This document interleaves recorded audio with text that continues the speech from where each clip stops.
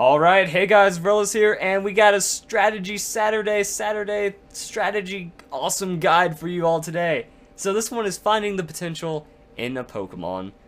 There's two ways of going about this I have discovered, or that I just kind of take it on, is you find the Pokemon you want, one of your favorite Pokemon, and you just have to look at everything about the Pokemon. And it doesn't even have to be a favorite Pokemon, just a Pokemon you feel can be really strong, like with Slurpuff. Slurpuff, you have to look at everything about Slurpuff to make him work. He has the Unburden ability. Okay, how are you going to double his speed? Things like that.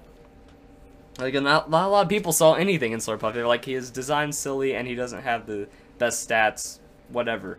But now he's actually an incredibly strong Pokemon. So, you have to, like, weigh how the ability works for them. What makes it a really strong ability, and the best way that you can kind of have everything really flow together.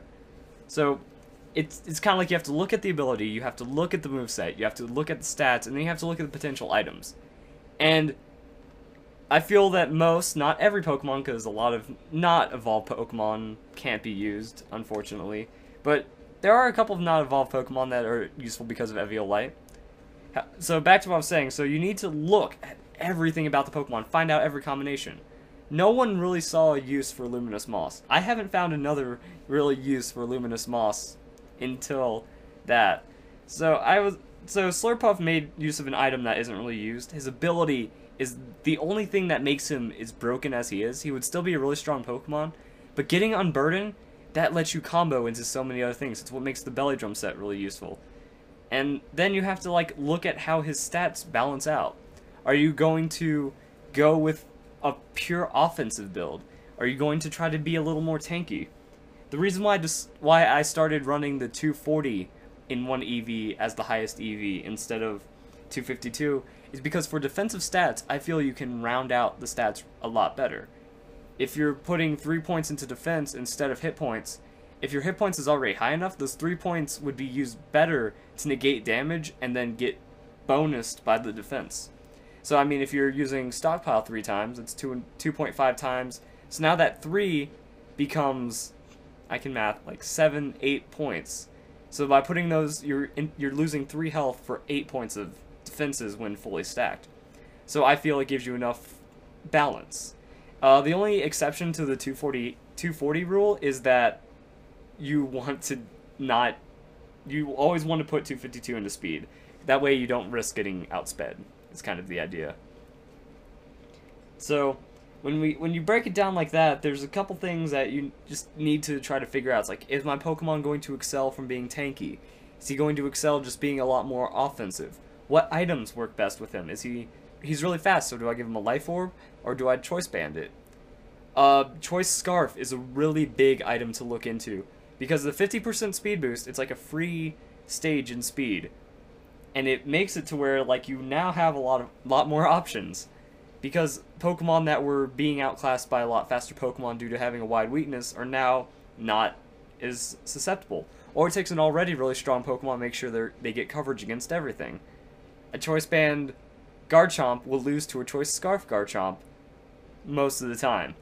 Because, I mean, Garchomp, if he gets hit with a Dragon-type move from another Garchomp, that's generally a KO. Just because it's super effective, so the faster one wins in that situation. Or do you use the Choice Band to just be more against those threats that are slower than you? Or do you want to be one of those slower threats that now speeds up past the Choice Band Garchomp or Choice Band Pokemon? Choice Scarf really can take a lot of Pokemon that aren't as fast, because generally a lot of Pokemon aren't speedy, have good defenses and good offenses, or they have good offenses and a good speed.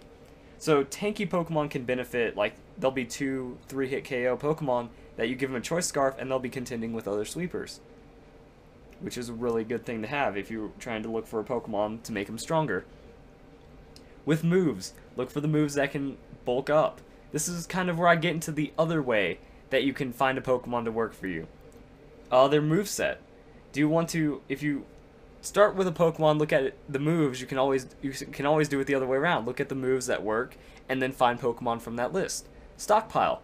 Stockpile goes to tons of Pokemon, and most of them utilize Stockpile incredibly well. Snorlax. I like tried Snorlax or Stockpile on Snorlax and it worked. So I looked at all the other Pokemon that have Stockpile. Gastrodon is one. Gastrodon is an incredible toxic staller. Weezing is an incredible like Will-O-Wisp physical wall to have on your team. There's a lot of Pokemon that just benefit very well. Drifblim with his baton passing. You can also give Walrein Stockpile and make him like a sheer cold wall. It's not cool to go up against, but it does work. So I mean, you do have a lot of options when you play things like this. Psych Up. If you like, that's how I found Dunsparce. I was kind of like, what's the silliest Pokemon with Psych Up that will just devastate? And Dunsparce worked. Any other Pokemon with Psych Up would probably be a stronger option than Dunsparce. Generally, Dunsparce is a good Pokemon. He has a lot of health, so he benefits from a defensive boost. But if you already have a stronger Pokemon, it's going to do more consistent damage. So, Psych Up is a move to look at if you're trying to like run a stat up team. Stockpile, Cosmic Power, Amnesia, Curse, any of those moves if you're trying to look for a stat team. Other than that, do you want a team that's just going to naturally gain power as it goes?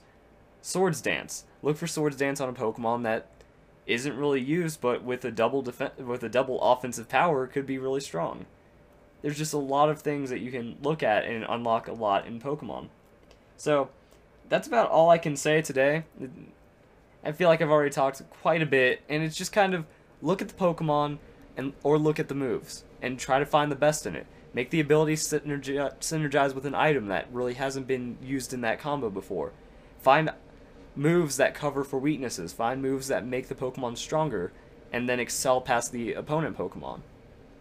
That's about all I can say today. So I hope you really enjoyed this strategy guide. I think a lot of people have been looking to make their favorite Pokemon really usable, and I hope this guide helps. So hope you go out there, try to look out for some of your Pokemon that you really want to see, maybe some really fun moves that you can try to utilize, and most importantly, have a nice day.